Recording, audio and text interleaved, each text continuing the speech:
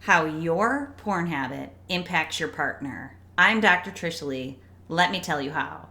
So this is a question somebody asked. Please break it down how partners feel when their man, mostly men, when their men have a porn habit. Okay, so we know science shows that unfortunately when a man has a porn habit, it trashes his partner's self-esteem, self-worth, ability to be sexual with her partner, ability to feel confident. It can create a lot of codependent behaviors between partner and person who has the porn habit, because that person will try extra hard to care for or to be enough for their partner who has this habit. So let's just go back to my hijacker analogy, okay? So you're in the driver's seat and you're cruising along, and this hijacker comes in and now boots you out of the driver's seat and puts you into the passenger seat where your partner used to sit.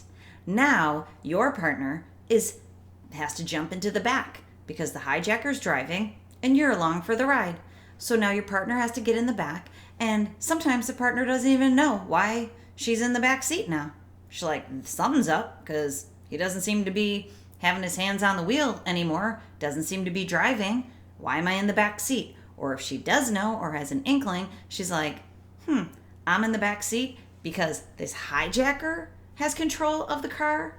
So that becomes a problem. You just booted your partner to the back seat. I want you to digest that and just think about all that does. Even if you minimize and you justify and you rationalize and you gaslight her, that doesn't make it better. It actually makes it worse. And I know from working with so many men that you are just lying to yourself. You are justifying it and minimizing it and rationalizing it because you don't like the fact that the hijacker's driving, but you don't know how to get your hands back on the wheel and get your butt back into that driver's seat. You can't do it quite yet.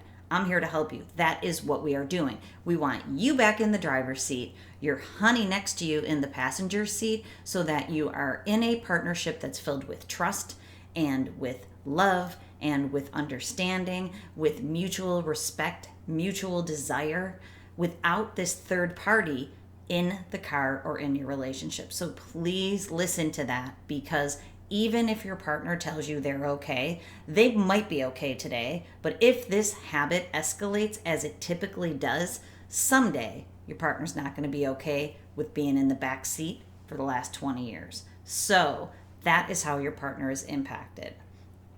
If you would like help in this journey and jumping back in that driver's seat and cruising towards your goals, your purpose in your work, in your relationships, and in your play, then check out my website at drtrishleigh.com, because I'm here for you. I have a short course that is easy to get into and is a really great first step for you to be able to take.